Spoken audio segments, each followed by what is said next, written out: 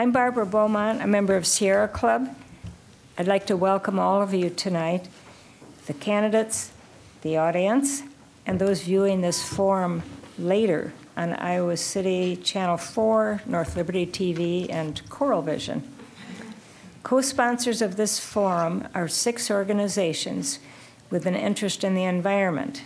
They are Environmental Advocates, 100 Grannies, Backyard Abundance, Climate Advocates, Physicians for Social Responsibility, and the Iowa City area group of the Sierra Club. The views expressed in this forum are those of the candidates. Sponsorship of the forum is not an endorsement by any of the sponsors for any candidate. The format of the forum will be, each candidate will make a 2-minute introductory statement. Each sponsoring group will ask 1 question for all 3 candidates to answer. Afterwards, the moderator will take written questions from the audience, and we already have a bunch of questions. And each candidate will have 90 seconds to answer each question. Co-sponsoring organization members are distributing cards and pencils so that you may ask questions. You're welcome to submit as many written questions as you'd like. Just hold up the cards as you finish them, and someone will collect them throughout the forum. Questions that are unclear, hostile, or of a personal nature will not be used. Those that fall in the same general area are consolidated to allow us to cover as many topics as possible in the time allotted. Campaign literature is outside the door for now. You can go look at it when we're done here. Our intention is to provide you with an opportunity to hear candidates discuss issues face-to-face that are important to you. There is never enough time to cover all the issues in a limited time setting such as this. If your questions aren't answered, I'm sure the candidates will be happy to answer them after the forum. We have 3 candidates for 2 seats on the Johnson County Board of Supervisors. They are Pat, is it Haden or Haden? Haden, Janelle Reddig, and Mike Carberry. They're now going to make their 2-minute introductory statements. We'll start with Janelle Reddig. Thank you, Barbara. Thank you to all the hosts. These 6 organizations are just incredible, and it's wonderful for you to do the forum, and thanks for inviting me. First of all, I'd like to apologize. I have really bad allergies, along with a lot of people in our area, so I'll try not to hack and cough on you, but it's not contagious. So I have been a county supervisor for 8 years. I'm running for re-election to my 3rd term. Prior to that, I moved here in 1990 with my spouse, Robin Butler, for her to attend graduate school. And like many people, this became home. I've worked for the Illinois legislature, the United States Congress. I've served on boards and commissions at the state, county, and city level. I spent 6 years on the State Natural Resources Commission. I was the first chair of the Johnson County Trails Advisory, and I was airport commissioner. I know that seems a little different. After I worked for the United States Congress, my spouse and I opened an environmentally friendly retail store on Market Street called Alternatives. Later, I suffered a very severe bout with Lyme disease, which still impacts me, and I was on disability for a few years because of that. I went to work for the Iowa Bicycle Coalition and then recovered from Lyme disease enough to run for office.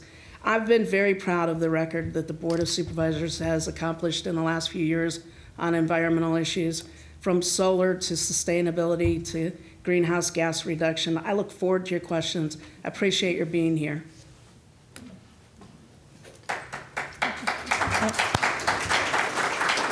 Pat? Yes. I am Pat Haden, and it is a pleasure to be here tonight also. I, too, want to thank the Sierra Club and the other co-sponsors for hosting this forum, and Barbara Beaumont as the moderator. I know some of you in the audience have heard my opening statement before, more than one time, so it will be a bit redundant. But for those who do not know me, I think who I am and where I come from is really important in setting the stage. I was born and raised on a dairy farm in western Iowa, but Johnson County is my home. It has been my home for more than 40 years.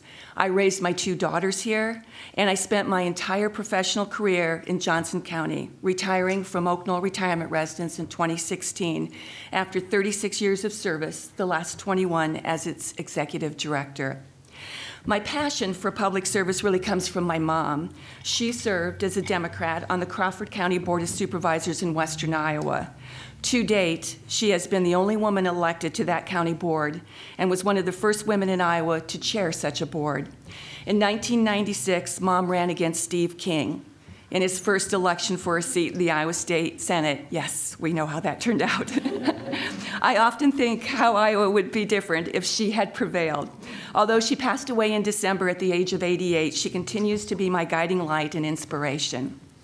In closing, I was surprised to see in Saturday's Press Citizen op-ed that I support much of the Farm Bureau's agenda. I was surprised because I've never completed a survey or questionnaire or met with the board of the Johnson County Farm Bureau. But if the accusation is if the accusation is meeting with farmers and other rural and small business people across the county, well, I'm happy to plead guilty as charged. What I know to be true is that if the challenge is framed as environment versus Farm Bureau, progress will be hard to come by. So I am glad to be here today and look forward to the conversation. Thank you.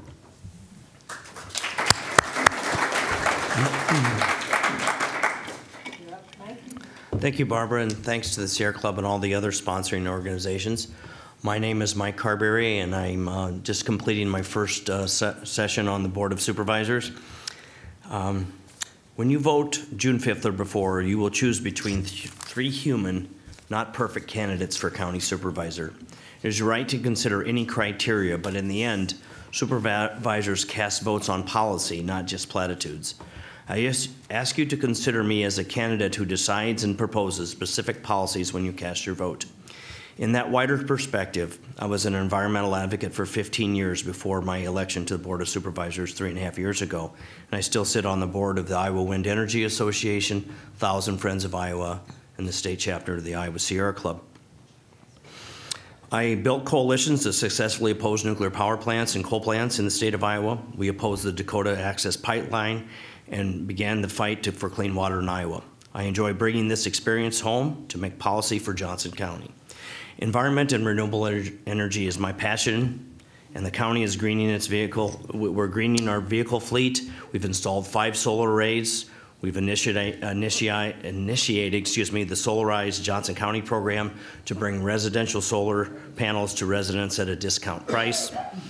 My work in the new comprehensive plan to stop urban sprawl of residential development in the North Corridor and to preserve farmland reflects common smart growth principles of growing from our cities outward and reducing carbon emissions. I've also led the county to support small local farmers with the food hub and hiring a local foods coordinator. We still have work to do in writing those ordinances.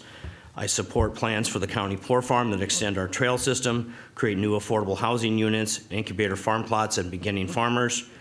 Listen to our comments this evening and look for specific policy proposals, not just platitudes. And I ask for your vote on June 5th or before. Thank you.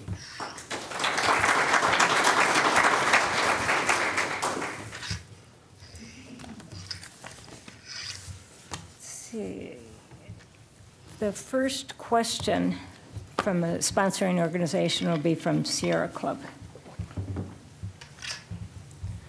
Hello, my name is Jim Trepka. I'm chair of the Iowa City Sierra Club, and the question I have is, do you support the new future land use map and the draft comprehensive plan that takes much of the North Corridor out of the designation for potential residential development?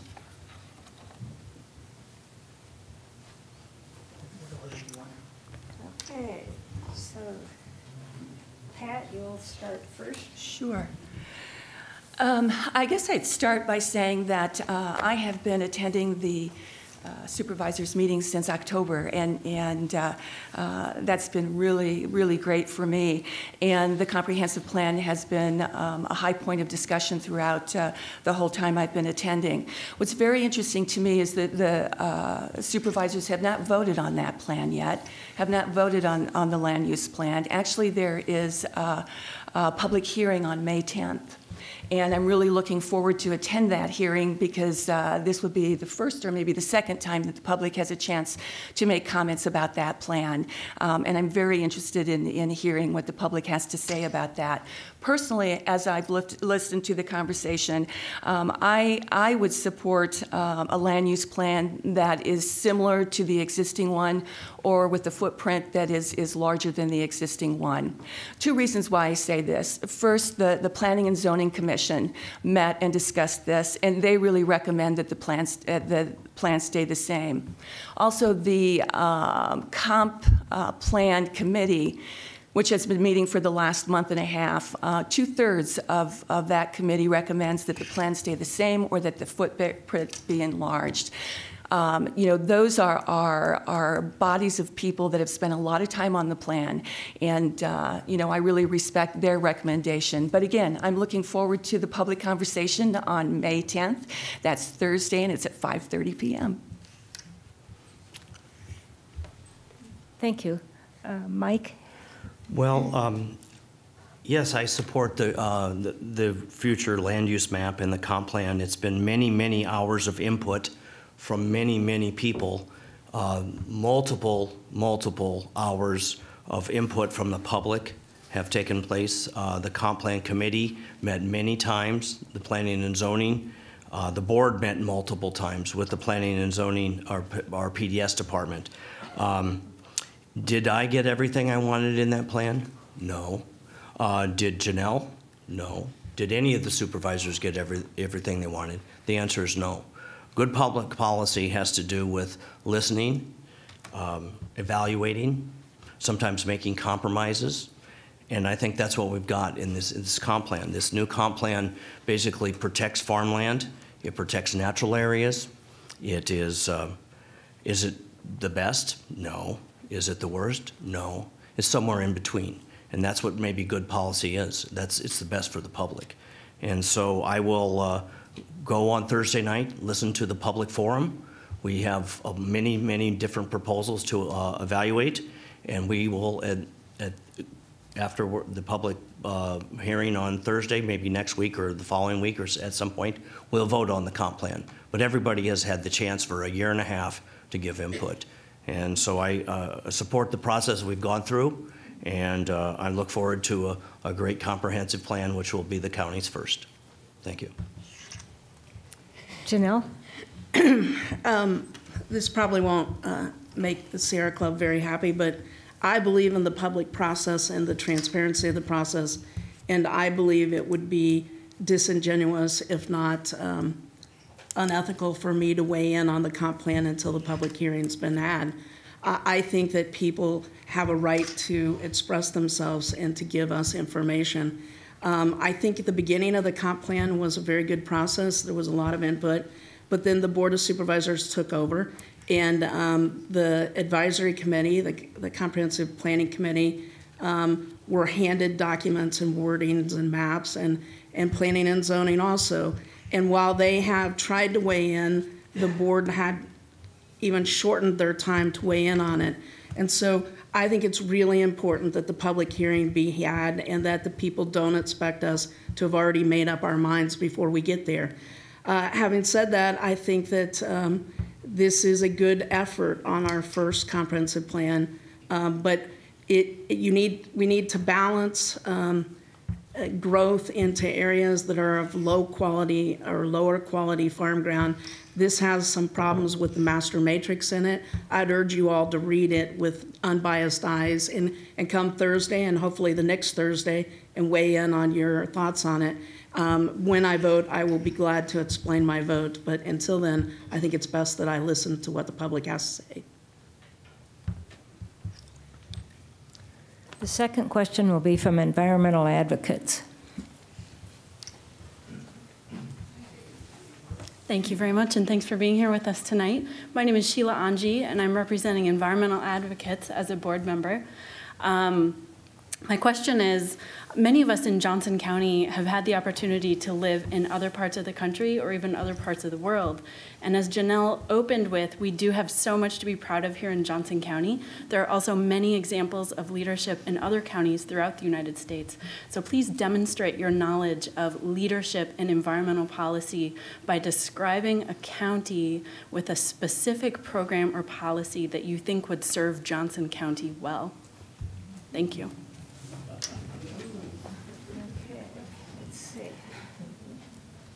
Mike, you get first. Sure. I'm a big advocate of what I call R&D, rip off and duplicate.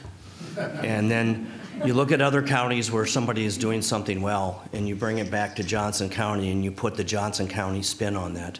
One of the things that we've looked at for our Johnson County Historic Poor Farm is in Dane County, Wisconsin, which is the home of Madison, Wisconsin. And there's a project up there that has 30 acres, and they've done 30 acres, and they've done a quarter of it in community gardens, a quarter of it in prairie, a quarter of it in a CSA farm, and a quarter of it in a co-housing project where 2/3 of those housing units are affordable. We took a trip up there my first 3 months in the office, and we were able to glean a lot of information that they had used up there. They had also had created something called the Feed Kitchen, which is a built from the ground kitchen that had 7 different kitchens, including a meat kitchen and many bakery kitchens. That was a 24-hour kitchen where people could do value-added agriculture, where they could take a tomato and make it into salsa. They could take the tomato and make it into a ketchup, or any of these other things that makes those commodities more valuable in the long run. So I will look to Dane County and try to rip off and duplicate some of the things that they've done successfully. That's a good answer. There are a million good ideas that we could repurpose for us, and it's hard for me to actually choose, so I'm going to try a couple of them. The first one is not necessarily a county, it's the Nature Conservancy. And the Nature Conservancy has used what's called patch burn grazing, rotational, to keep prairies in shape and also to revitalize the land. I've been a big fan of that. I've toured several of those, and I've urged our Conservation Board office to consider that on a few properties we have. Just burning only brings out certain things in the prairie and in restoration. And so Nature Conservancy out in the Loess Hills has been really successful in using patch burn grazing. And so that's one idea I'd really like to see be implemented in the county. And the other is, that I'll just pick before I get the hook here, is there's a lot of great ideas going around about rural ag tourism and value-added ag tourism. And I think Johnson County is nipping at the edges of that, but we haven't successfully found a path to that that doesn't lead towards more commercialization. I think that we have a lot more work to do on that, and I'm looking for that value-added agriculture combined with tourism angle in Johnson County. I guess this will say a lot about me because as I was listening to the question, I'm thinking, gosh, there are a number of examples that come to mind of counties that are doing things that I really don't want to duplicate. So I guess I'm going to flip this a little bit. With my mom's illness, I was traveling back and forth to Western Iowa quite a bit between September and when she passed away in December. And one thing I noticed that I really hadn't noticed before really starting to campaign and be out in the county talking with people are the number of CAFOs in Western Iowa and northwestern Iowa. And there was a great article in the Cedar Rapids Gazette, I think just this last weekend, talking about the state of Iowa and the counties and some of the concerns throughout the state. So I guess I would really focus on that and CAFOs and the discussion of CAFOs. You really can't pick up a paper on a weekly basis without having some sort of conversation or information about about CAFOs. It's a serious problem in where I come from in Western Iowa, and the article in the Gazette really confirmed that even more. So I twisted that a little bit, but that's the first thing that came to mind to me from the personal experience from the last 6 or 8 months traveling back and forth. Thank you. The next question is from 100 Grannies.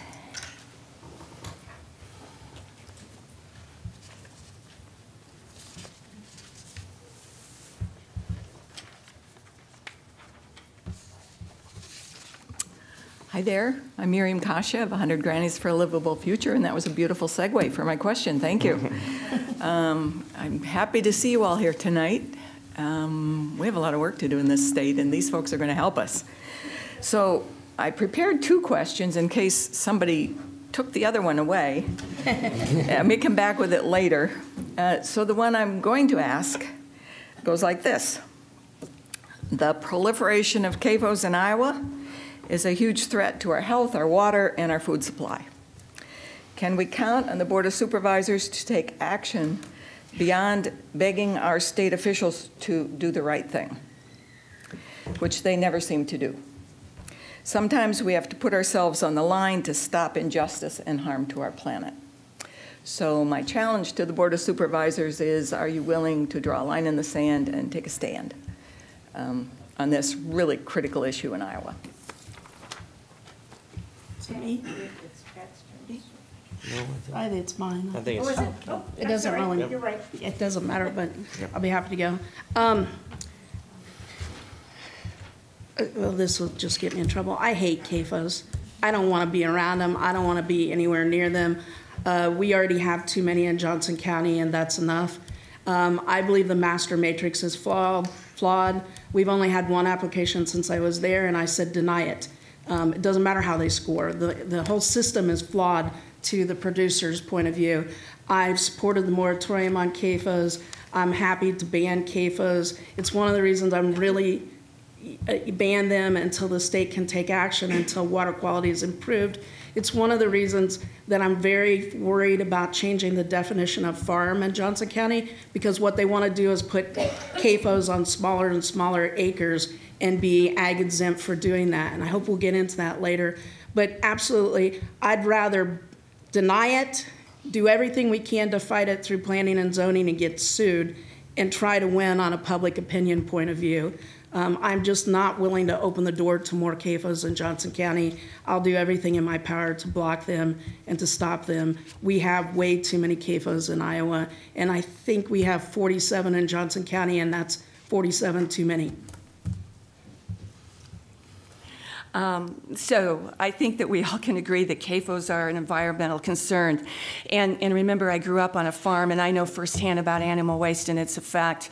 So the issue isn't whether we support CAFOs or don't support CAFOs. The issue is, how do we solve the problem while supporting farmers and recognizing that ag is a big part of our economy. So, what are the options? I'm a process person, and I believe that process gets us to solutions.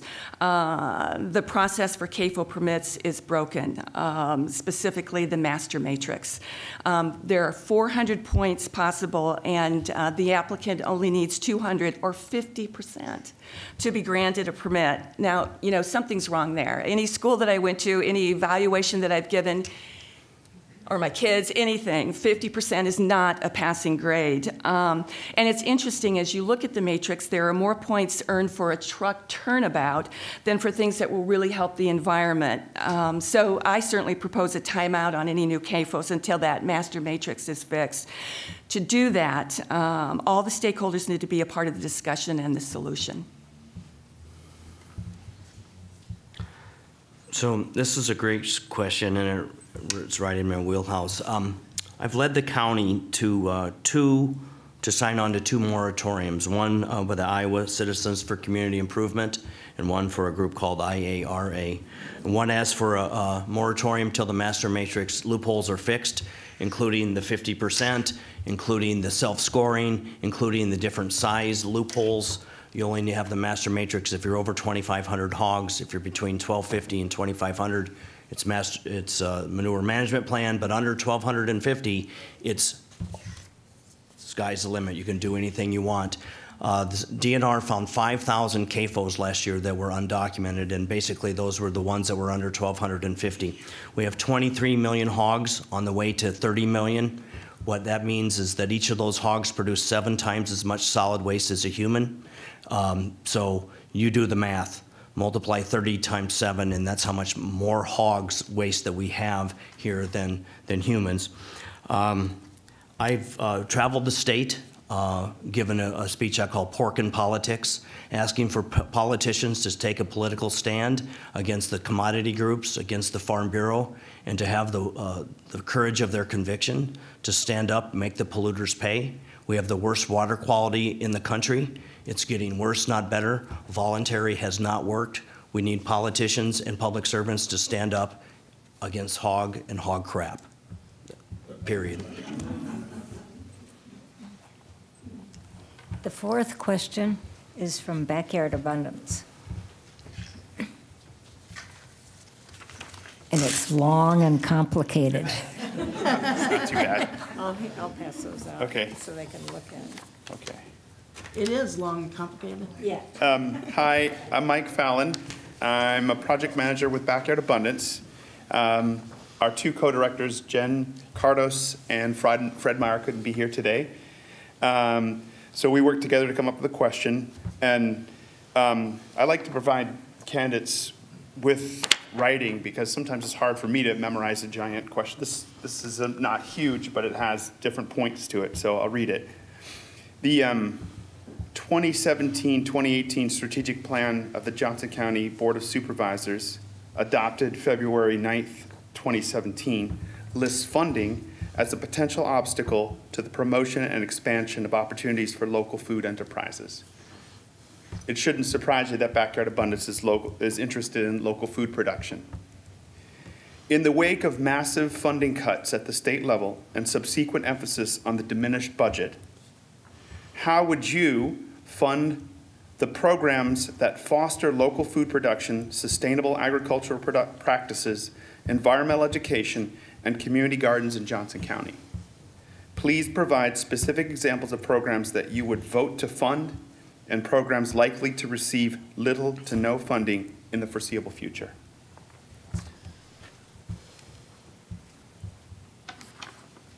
Pat? Oh, no, not really. You got 90 seconds. All right, okay.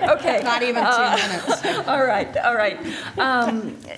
So the first thing I want to say is that, one of the 4 initiatives that the Johnson County has is to support the farm to table movement. And the comp plan, if you've had a chance to take a look at that, really emphasizes the programs, the funding, and that's pretty exciting. Now, having said that, yes, there are dramatic cuts from the state, and there just isn't enough money to go around. So how do you prioritize?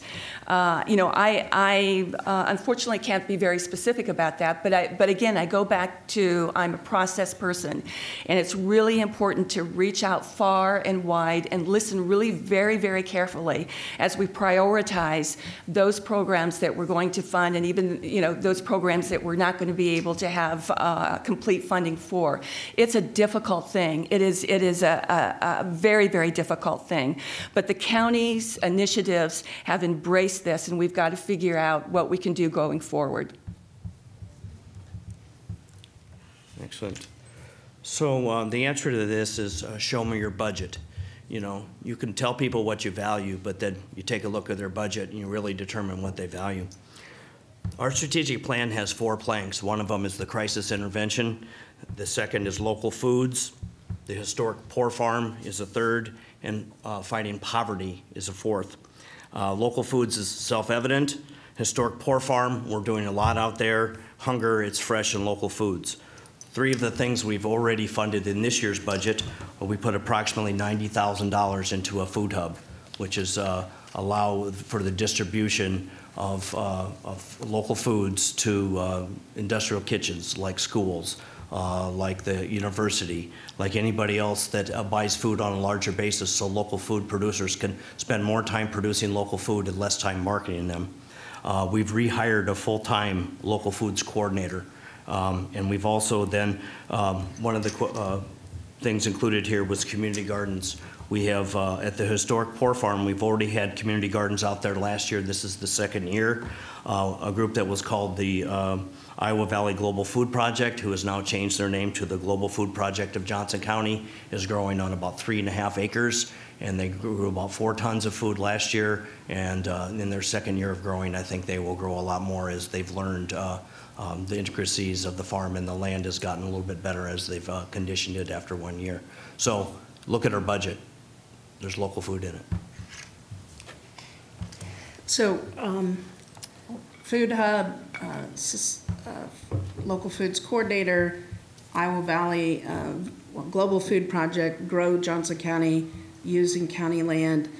We funded things, grants to agencies for them to do more local foods.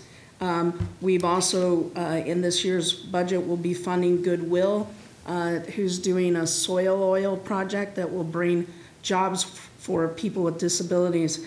Areas I think we can move into is the access to land in Johnson County is expensive. All farmland is expensive, but our land is even more expensive because it's so valuable. And so I think there are ideas that we could use, such as land banking, low or forgivable loans to local foods farmers, and more mentoring and helping them find ground and be able to market their products. The county has wanted to help with marketing of food products, and has wanted to do labels, and there's always been a reason that didn't get done, but I think that's what needs to happen next. I think there are a lot of different answers, but we are not going to be able to replace state government when they defunded the Leopold Center. And they're defunding a lot of the soil and water conservations. And so we are going to have to do the best we can for the people of Johnson County, and then hope that elections will help us out on the state level. And I'm out of time. I did want to say there are chairs up front, so I feel guilty about all of you sitting on the floor. The next question is from Climate Advocates.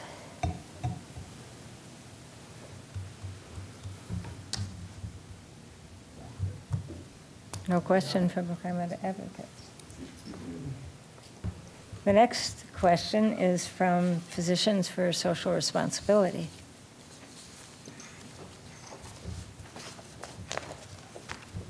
Hey, this is a little shorter than Backyard Abundance. Thanks, Robbie.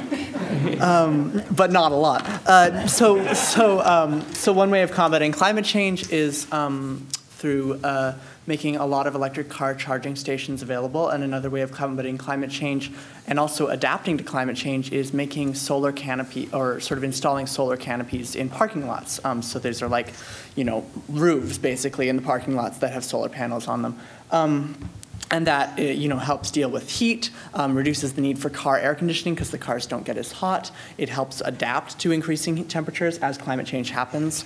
And obviously it generates energy, and obviously charging stations make it possible for more people to switch to electric cars and have that be an actually viable option.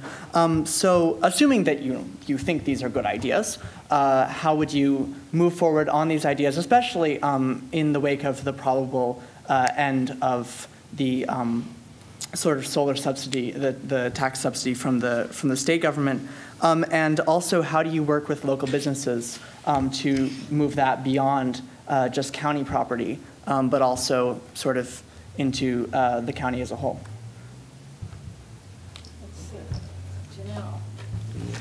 I think I'm up first. I think it's you.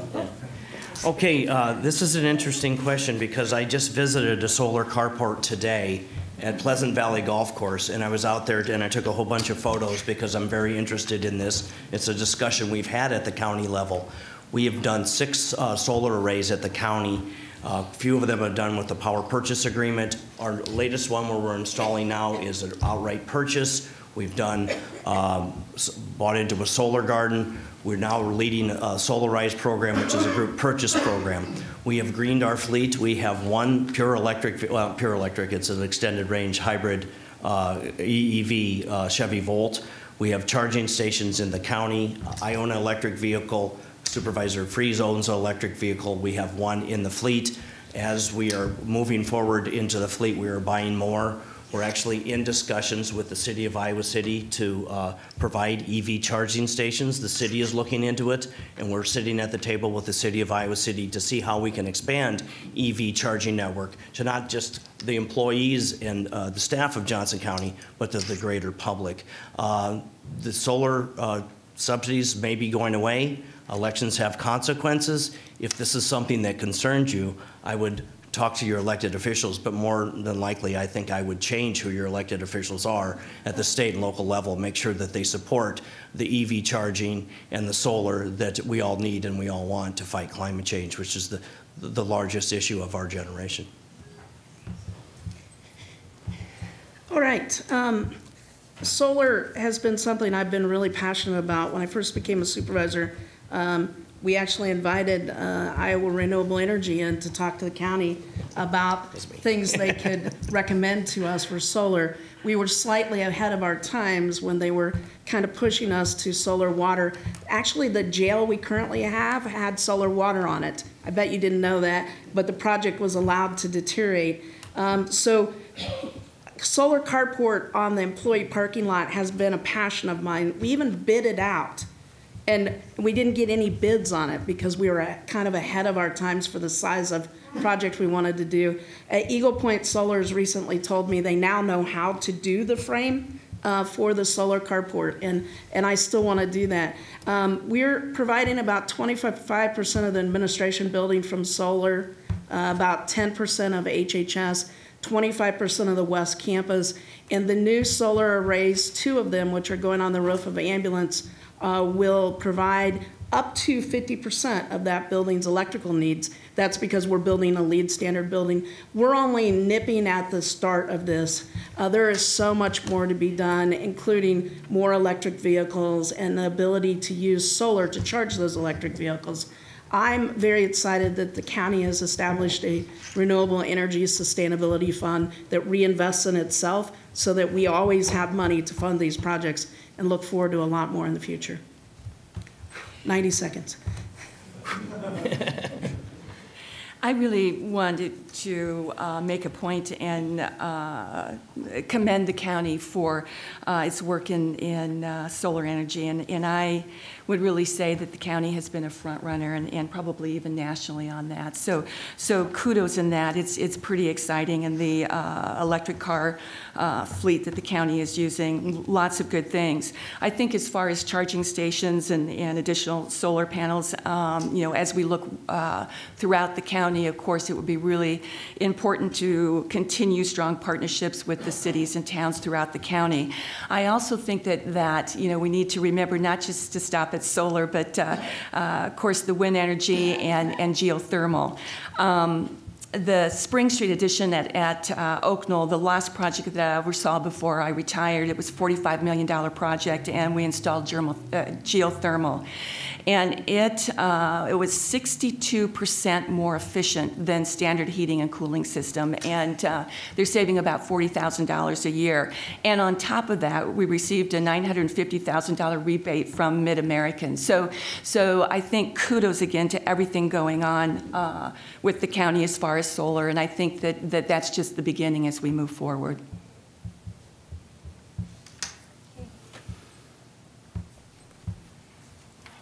We'll now start with questions from the audience, and there are 2 that express concerns about the 40-acre rule.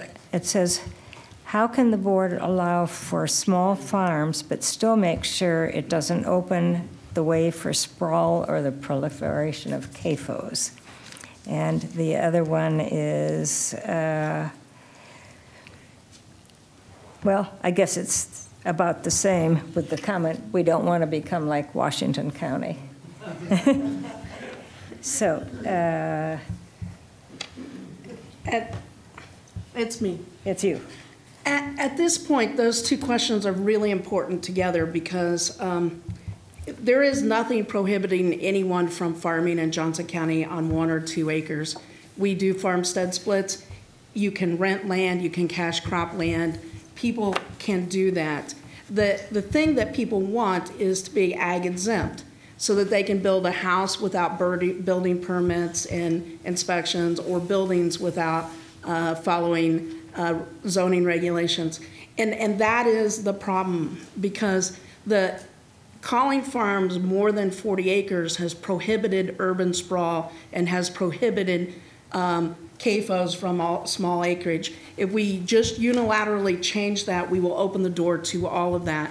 And so there have been a lot of ideas, but state law also has something in it called laws uniform in our Constitution, that you can't treat one group differently than another group. And that would cause us trouble, that while we want to encourage local foods, we may not be able to discourage corporate ag at the same time. So one of the reasons I've come up with this idea to incentivize local foods and access to land by using county funds to do so is to help alleviate this problem without opening the door to more urban sprawl and CAFOs.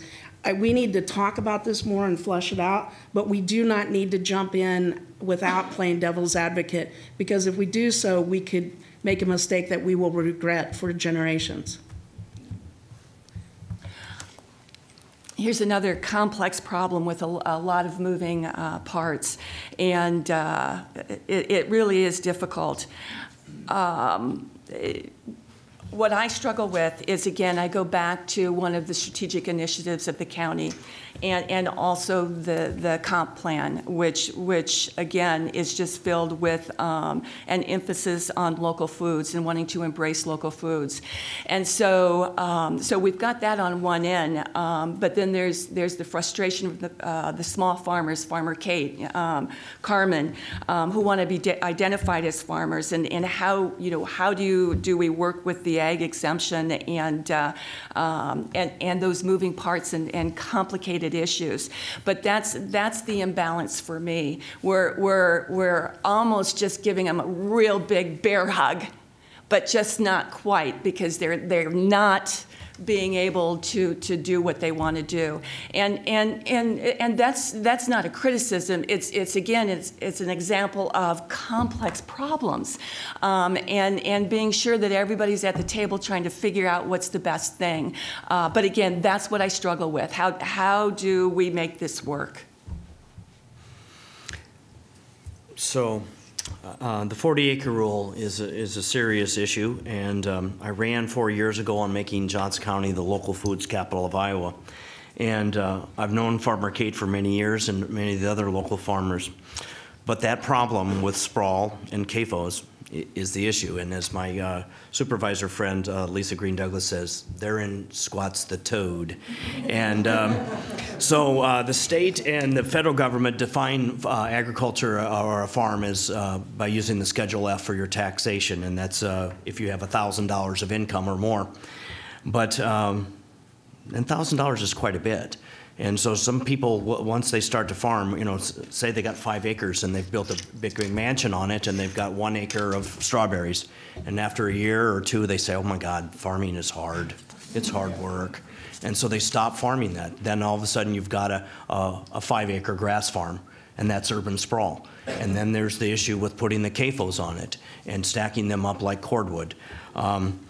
I think we need to do a little bit more of the R&D that I was talking about, the research and development, or rip off and duplicate. Somebody else is doing this right. We need to figure out who it is. It's a complicated issue.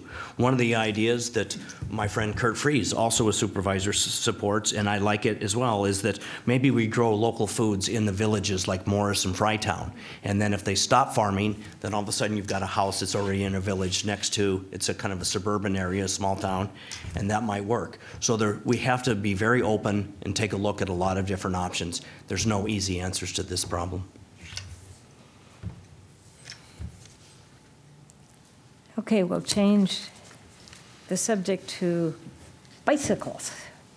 There's a question saying that the Johnson County Administration Building is a friendly business.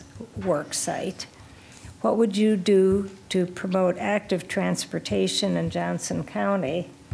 And the other one says, the county has had some great bicycle accommodations, bike-friendly business, educational programs, wide shoulders. The question is, what's next? So you can deal with either or both of these, and it's Pat's turn. Okay. Next. Whoops. Well, I tell you, I probably haven't been on a bicycle for 30 years, but I remember it distinctly because I fell. And but oh my gosh, you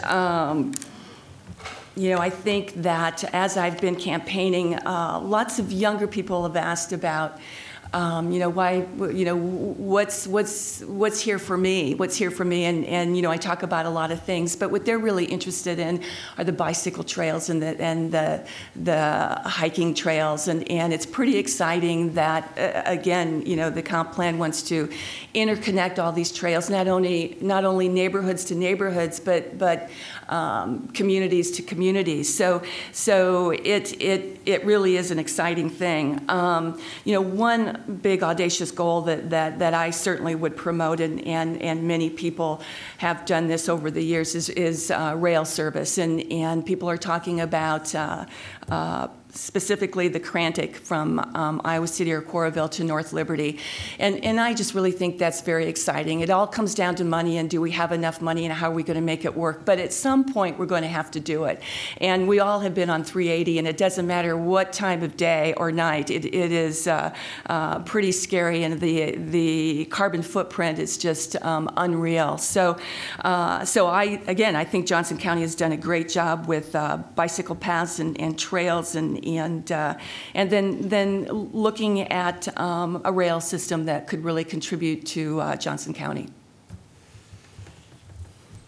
Well, Johnson County is becoming a bicycle mecca. We're doing a lot of things, and it's not only Johnson County, it's Iowa City, it's Coralville, it's North Liberty, but we are working with them in many different ways for trail completion. The Hoover Trail from Ely to Solon will be 2/3 complete this year.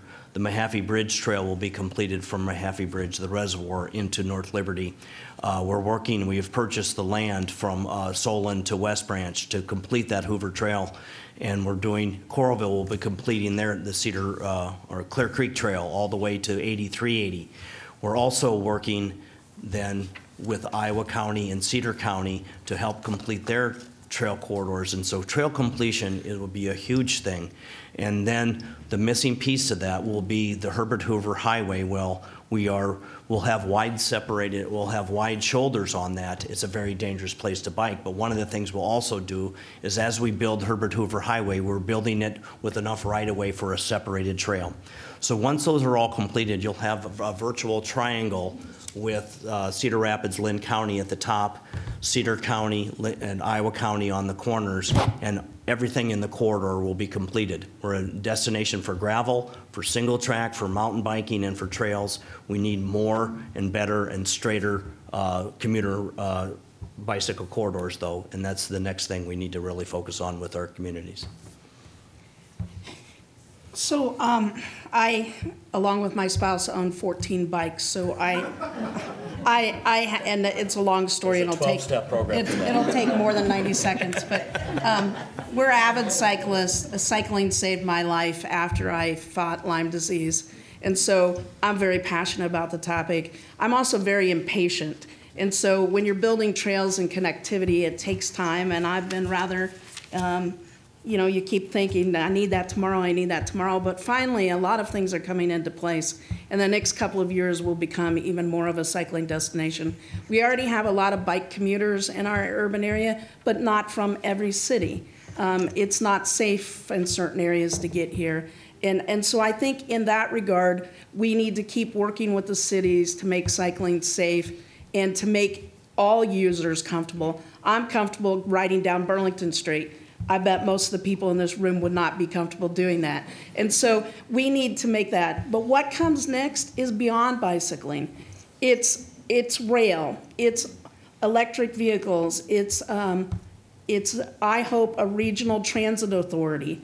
I hope that we're talking about autonomous electric vehicles in our future. And the county was the leader in that, the first county, the entity in the entire country to welcome autonomous vehicles and have an ordinance resolution to do so. And so what comes next is all of those things before we get our hovercrafts. I was promised a jetpack. A jetpack, okay. Before a hovercraft? I'll take either one.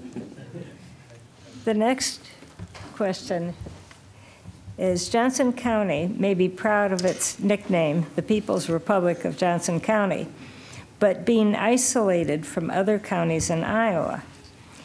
What are you doing or could you do as a supervisor to establish working relationships with other counties? And that is you first, Mike. Okay. I just mentioned in the last answer that along with Brad Friedoff, our trails guy, we have had meetings with Cedar County and with Iowa County to help them work on their trails and encourage them to do a conservation bond issue like we did to help pay for those. I also sit on the board of the East Central Iowa Coalition of Governments, which is the 7-county regional authority here within the corridor. So that's Iowa County, Cedar County, Johnson, Washington, Lynn, Benton, Jones. And we work together on a lot of transportation issues and a lot of other issues. And so I also spend a lot of time lobbying up in Des Moines, where we have where I worked for 10 years as a full-time lobbyist. I also am very active in the Iowa State Association of Counties and the National Association of Counties, looking at other ideas, look what other people are doing, trying to do a little bit of that rip-off and duplicate if you can. Maybe selling them on some of our ideas, but also to see what they're doing that works and see if we can bring that back to Johnson County. And then sometimes work collaboratively. We also work with a group called the Urban County Coalition, which is the 5 urban counties on the east side of the state, and that's Johnson, Lynn, Dubuque, Scott, and Blackhawk. Now, we don't always agree on certain things because they're not loaded with 5 Democrats on their board. So we sometimes argue and we don't always get the way we want, and we sometimes can't get their support. But oftentimes we can on issues that are specific to urban counties. With the Urban County Coalition, the Mental Health Region, ECI COG, Iowa State Association of Counties, and even the National Association of Counties, we often have more in common than you think. Both rural and urban counties do not want local control taken away. Both urban and rural counties do not want unfunded mandates. Both urban and rural counties are looking to state government to be an equal partner. Both urban and rural counties are coming to the table to discuss water quality and air quality. And while there are differences in their nuances, and we are clearly the People's Republic of Johnson County, we're finding more and more common ground, even on CAFAs. And so I think the issue is that we need to talk about the fact that everything is regional. Flood protection is not a Johnson County issue. The water comes down to us. So our building wetlands only helps us and downstream. We need to keep working on the regional approach and the state approach and find areas that we agree on and move on from the ones we don't. And I think that there is a lot to be learned from other counties. And we talk to other supervisors literally every week. I was talking to someone today, and they were asking me finance questions. So there's a growing amount of supervisors of both parties that have common ground. I would define my success at Oakland 2 things. After 36 years or 22 as executive director, two areas define my success. One is that I hired exceptional people who were smarter than myself. And then I mentored them and I supported them and I let them do what I hired them to do. The other is that I built strong relationships. When I left Oak Knoll, there were 400 residents, and of course they had families and families, and 200 staff. And I figured out early on in my career obviously we weren't going to get along all the time. Different backgrounds, different DNAs, different wants, different needs. And so it was, how are we going to solve problems and work together so that no one feels like a winner and no one feels like a loser, that we're going in the same way, supporting one another. So obviously, relationships are the key to collaboration and cooperation and compromise, and just so significant in moving agendas forward. And sometimes you start out by just acknowledging if there's anything that you can agree on and moving forward there. So again, in this environment of decreased resources from the state and increased needs on a county level and needing to work with our urban and rural partners and our sister counties, it is just imperative that someone sits on the Board of Supervisors that knows how to build relationships. Thank you. Here's an interesting question for you. Some have proposed doing away with the County Board of Supervisors and instead hiring a professional administrator to do the work. This would allow us to spend more money in other ways. What's your reaction? What does a board add? And it is Janelle's turn. So you'd need to change the Constitution to actually do away with Board of Supervisors. But I think if I could rephrase the question, they may be asking about whether or not we should have a county manager. And I have always opposed that. I believe it separates the policymakers and away from the people even more. I believe in Iowa, the tradition of citizen managers, citizen supervisors has been a good tradition. The county government often is the closest to the people in a lot of ways because of that system. And so it wouldn't actually save any money because hiring a good county administrator for a county our size would be extremely expensive. And you would still have to pay the supervisors some sort of money or they wouldn't be able to make meetings, which I recently saw the number of meetings we have a year, and I was a little surprised by that. But I have always liked the fact that if you don't like the way the county's running or things are not happening, you do not have to go to an appointed position to talk to them about it. The supervisors are responsible, and the supervisors have responsibilities and accountability there. And so I like this form of government. It's a tradition in Iowa. There are only 2 counties with county managers. One of the counties, the supervisors really aren't engaged at all and don't know a lot about what's going on. And I think that's a mistake. I thought I was going to get through this forum without being stumped, and I think I'm stumped on this one, and I'm just going to tell you up front on that.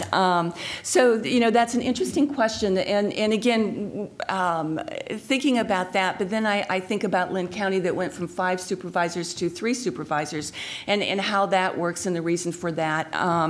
And I worry about something like that because, of course, representation is so very, very important, and I think having 5 supervisors really brings and should bring really different perspectives to a board as you try to collaborate and work through problems and solutions. So that's not a very good answer, and I acknowledge that's not a very good answer, and that's all I've got.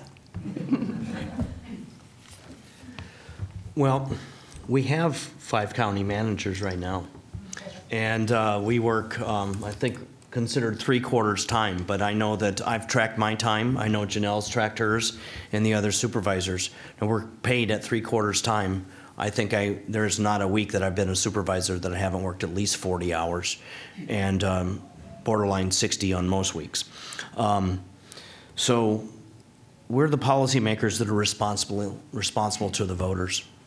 And when you have a city manager, people can't, the voters can't change that city manager. They can change their elected officials and hope that those elected officials change that county manager, that city manager. But when you have 5 county managers, we have to reapply for our job every 4 years. And that's what Janelle and I are doing today. And Pat is applying for that job. So if you don't like what we're doing, the way we're doing it, you have that option to vote us out. And that is a really, really good form of government, I think. And I love the way it works. It costs a little bit of money, but like Janelle said earlier, it costs a lot more money to have a professional manager that probably makes $250,000 a year, and then you still have to have the supervisors who you probably have to pay half-time. So in the long run, you'll end up paying more money for a county manager than you would with 5 competent supervisors that you can replace every 4 years. Thank you. Next question from the audience. Given that the county will soon have a new 140-acre park north of Iowa City with structural as well as natural amenities, please give a positive vision of how all these amenities can be used to bring future residents closer to our environment. And Pat. I'm assuming that that's the Schwab property that was just purchased.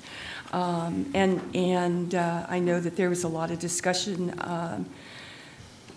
before, during, and after the purchase. I like it. And again, I'm a bystander in the audience going to these county supervisor meetings. So that's from my perspective. You know, one thing I think that if the purchase didn't happen, probably there would have been future development on that property. And now we've got it under the Conservation Board. And yep, there are buildings, and I just think about, you know, how creative one can be with programming and bringing the county into that area, and whether it's educational or entertainment, it's pretty exciting.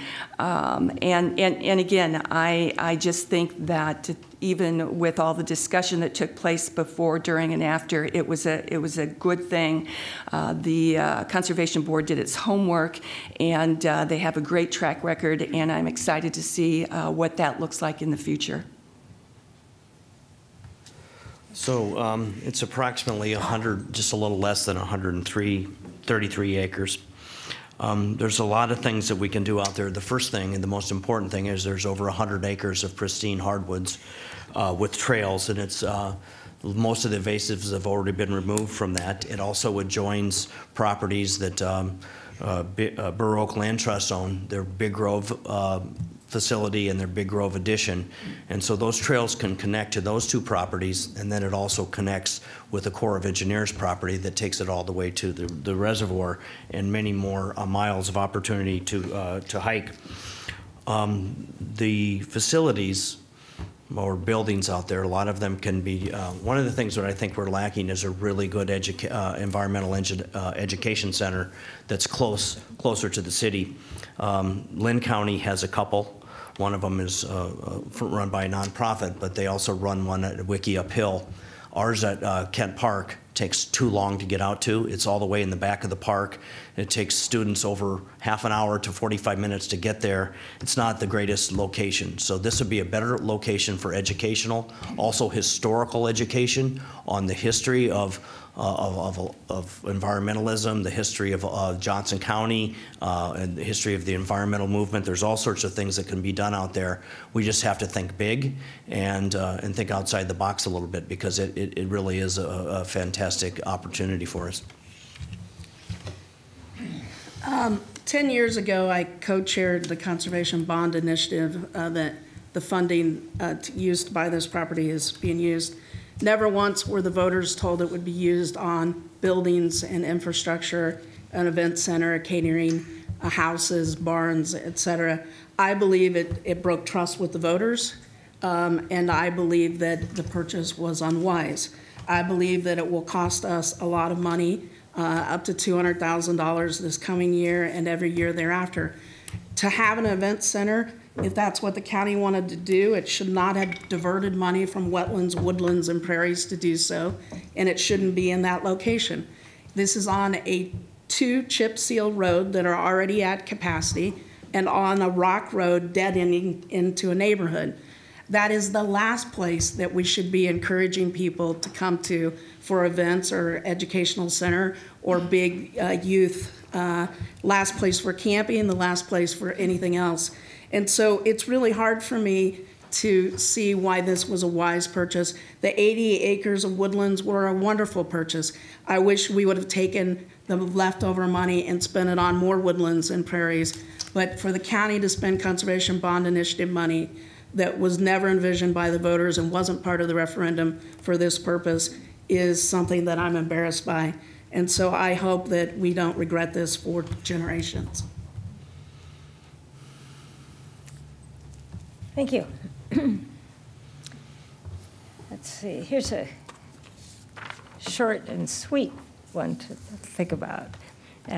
Single-use plastic bags and beverage straws are an international environmental hazard. Would you support banning their use in Johnson County? And it's Mike first. No? Well, yeah. I'm first? Okay. We have been prevented from doing this.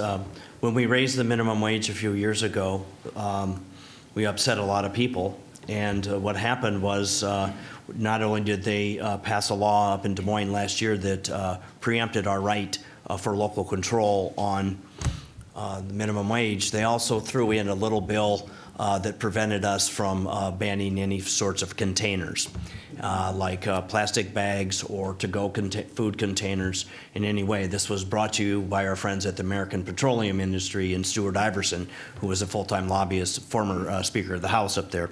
So that was a gift to the American Petroleum Industry. So there's no way that we can ban that. Now, straws, I hadn't heard about that, but we have a huge problem with plastics. They're made out of petroleum products.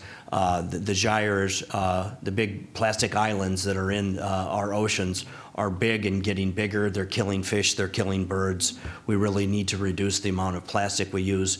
And so I carry a lot of bags with me all the time. A lot of them I've got from the 100 Grannies, thank you, that are made out of couch material. The 100 Grannies has led this effort. I wish that we could actually do something about this, but the way that we change that is to change the people that represent us in Des Moines. Go Grannies. The plastic bag issue is taken away from us, and straws. There's new technology on paper straws. I'm really intrigued by that. I never use, very rarely ever use a straw, normally when I just have the flu, but it's amazing how many they'll put on your table. Here's a glass of water, here's a straw, here's a drink, here's a straw, and when you say no thank you, they'll say, are you sure? Yeah, I'm sure. But I think a lot of what we need to do is change the dialogue and change where we're going to use our political capital and make meaningful differences. And so I think that could we ban them someday and that came back? We may be able to, but with this legislature and governor, that's not going to happen. And so what we have to do is try to change the market by civil disobedience and protests and action and try to get the people to willingly comply until we have more tools in our tool bag for making statewide differences. And I think we shouldn't give up hope for that. I think the Center for Worker Justice has done that on minimum wage, and we can do that on straws and plastic bags and everything else. Composting. If we could get restaurants to compost everything, we will have made a big accomplishment. So I hope the grannies keep pushing. This was a granny's question or not? Probably. And I, too, would say kudos to Grannies. You certainly got our attention about the plastic bags, and it just shows what a grassroots effort can do and really, really make a difference. I read last week that McDonald's is going to stop using plastic straws, and obviously I think that's significant, and I look forward to other organizations like that to follow. So that's very significant also. And going forward, obviously education and advocacy is so important, and we start that education as young as we can. And again, it goes back to the 100 Grannies and really what a grassroots effort is all about. It can be very successful. Mike has a new job. I'm good for something. Thank you. This starts with a question that it answers. Just to tell you that. Can the Board of Supervisors apply for grants to establish a test riparian buffer and test inflow and outflow waters for nutrient levels? The answer is yes. Could you work with the UI Hydraulic Institute to do this on Clear Creek? Yes. Let's just say the answer is yes to both of them. The new federal, I'm echoing, let me lean back. The federal grant that Iowa was just awarded for Clear Creek is part of it, will bring significant funding of federal money into the region for water quality issues up and down Clear Creek. And the county became the fiscal agent for that. Someone had to be the fiscal agent. We did it without realizing what that meant and what it means as a mound of paper, and it's on our agenda about every other week. But the actual grants are about to start, and but that may be the end of the money for some time. And so we have a change of philosophy at the federal level and the state level. And so hopefully we can use that money really wisely for projects that actually slow down the water, help with flooding and water quality. And so I think the county is very interested in being a partner on all of our streams and rivers. We are also part of the Clear Creek and the Cedar River and the English River watershed. So we'd be happy to apply for any grant or partner in any grant that we can for water quality. I'm assuming there's a majority of the board in the room, and they should nod their heads. So the answer, I think, is yes and yes, and let's keep working to get more funding in these projects. I think anytime we can apply or partner with others as far as writing grants and receiving grants is so really very, very important. And I sound like a broken record, but again, you know, with the environment on the state level and decreased resources and increased needs, it's just imperative, again, to build relationships, build strong partnerships moving forward. And of course, the key for us then would be to use the money wisely in this county. So this is riparian buffers we know work. The University of Iowa Flood Center is managing that $93 million grant that the state of Iowa got for the watershed approach. We're very lucky in Johnson County to have 3 slices of that, not only the Clear Creek, but the Cedar River watershed and the English River watershed. Unfortunately, part of that watershed approach is that they're dealing with water quantity, but water quantity, sometimes that helps with water quality, but not always. And so we need both water quantity approaches and water quality approaches. The state of Minnesota has mandated a 100-foot riparian buffer on each side of a stream, and that was basically the governor did that. Well, we could get a governor that could do that too, if we vote for the right governor this fall. So I would encourage us to do that. And again, I'm going to go back to changing the state legislature and changing the governor. And we could really take a huge chunk out of the water quality issue. We know that it's basically it's a $9.6 billion problem, and the governor put $27 million of not new money towards it. I mean, which is a pittance. It's literally a drop in the ocean when it comes to water quality, and we can do better. We must do better. Okay. Let me see. Would you consider banning open burning in Johnson County in areas where homes are closely stacked to each other, like Anderson Avenue? The DNR has a limitation on burning, but it's hard to enforce without a county ordinance. And we start with Pat. Yes. My first reaction is, oh my gosh, yes, certainly banning open burning to protect, the structures and the homes in the area. What avenue was that, Barbara? Or street? Anderson? I don't know where Anderson Oh, okay. Avenue is. And It's all south Pleasant Valley Golf Course. Yes. okay.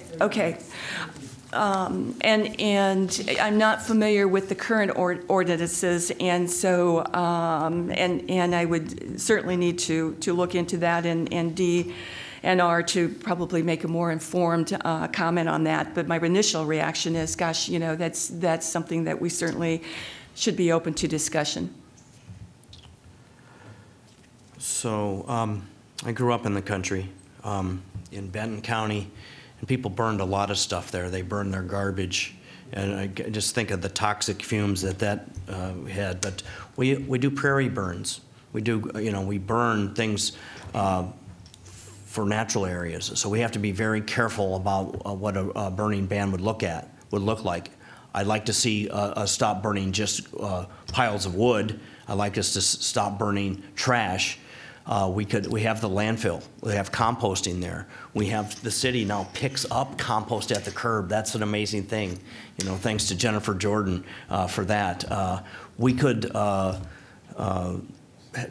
make it easier for rural residents to take woods and grass and other organic material to the landfill for composting so they don't burn it. And we definitely don't want trash burned. But we have to be very careful that we make sure that we're still able to burn prairie and other things that need to be burned. Sometimes it's ditches and things like that. There's a purpose for that, and it's conservation and wildlife protection. So I'd like to look into a burning ban, but unintended consequences need to be looked at as well. So state code says that counties have local control until they tell us we don't have local control. And so I actually don't know the answer to this question about whether or not there's any state ordinances, code that would prohibit us from doing a burning ban. But what I do know is that as an allergy sufferer and an asthmatic, burning is problematic to me. I am all for burning woodlands and prairies, and when I was on the Natural Resources Commission, I actually created T-shirts that said "Burn, Baby, Burn" for Liz Garst, who always talked about burning more state land. And so whatever we would do would need to make clear that people can still burn their land because that's the only way to get, one of the only ways to get to restoration. But I'd be happy to consider this.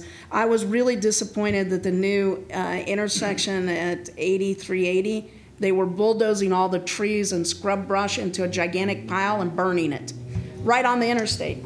And so a few years back, County Conservation was doing the Clear Creek Trail, and the grubber, it's called grubbing when you move all that stuff, the grubber was taking all the grub from there, moving it to the industrial park in Tiffin and burning it. And I had to get involved and bring DNR in to get that stopped. And so I'd be happy to look for, to see if we have an ordinance that we could control some of the burning, particularly of hazardous materials. Your comments lead to the next question, which is, what is the Johnson County Board of Supervisors doing to preserve trees in our county? We're seeing massive cuts along roadsides and other places that are being developed. Planting new saplings doesn't really make up for taking out mature groves when we must sequester carbon as much as possible to help ameliorate the worst impacts of climate change. So maybe it should be, what can they do and what will they do? And it starts with you, Mike. Okay. Yeah, I was particularly troubled by all those trees that were removed on the west side of 380.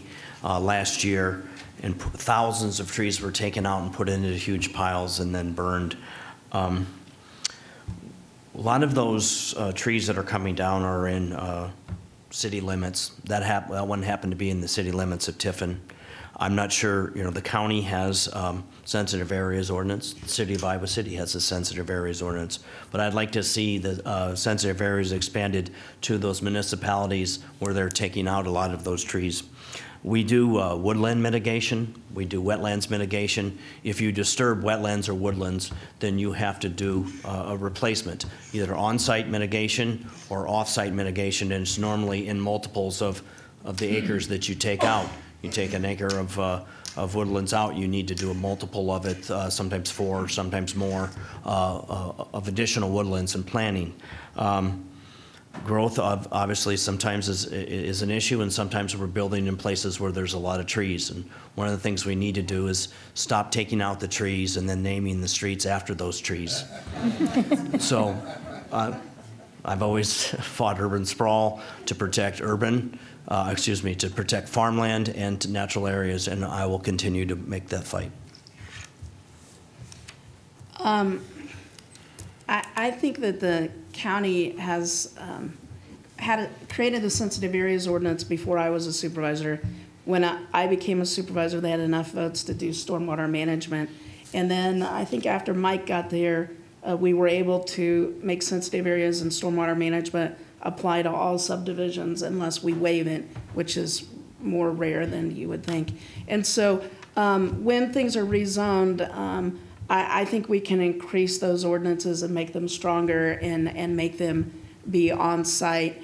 But like wetlands, we need a woodland mitigation. If people impact wetlands, they're required to replace them. And the county is in the process, conservation at the Cedar River Crossing area, Sutliff area, of building the county's first owned wetland mitigation bank. We should have a similar process for woodland mitigation. Right now, there's no state or federal law that I'm aware of that does that. And so in a lot of cases, the hands are out of us. The issue is out of our hands. But I'm really intrigued by all the research. Lou Licht, if any of you remember, did this research on using poplar trees as buffer strips for farm ground. And I've always been intrigued by things like that. And if people know of ordinances that we could try here, I'd be happy to try them. But I think like the DOT project is an example of very sad. I realize that trees need to come down for various projects, but it certainly is hard to look at the pile of trees, particularly the significant piles that Janelle was referring to. When the projects that I oversaw at Oaknall, working with the city of Iowa City, we needed to take trees down to do those expansions, but the city, rightfully so, and at the pleasure of the residents and everyone affiliated with Oaknall, we're fine with replacing the trees that we took down. And so, again, what I would look at and want to be required is that any project, in the county where we are dislodging and removing trees, that we do need to have an ordinance or a program that we are replacing those trees.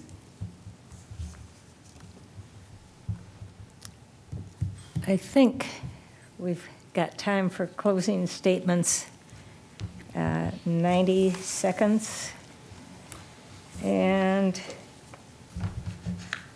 starts with Janelle. So my name is Janelle Reddig, and I appreciate your being here.